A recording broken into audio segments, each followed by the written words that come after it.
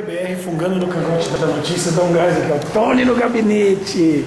Nessa terça-feira, dia 7 de fevereiro. E aí, Tony, o que se dá essa presença aqui? Beleza, Guto? Você veio ver como que tá para ano que vem? Como que é? Já vi ver se tá tudo em ordem aqui, porque o ano que vem fica difícil de pegar logo no começo do ano, né?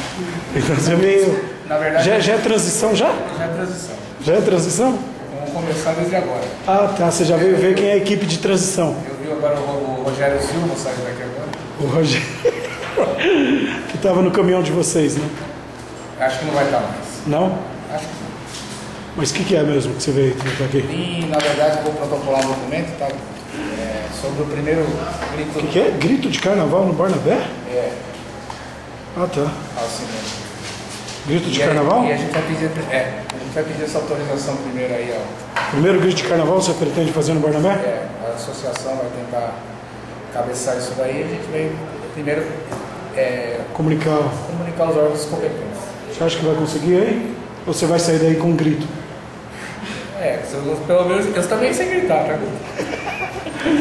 Falou. Folha BR em cima da notícia.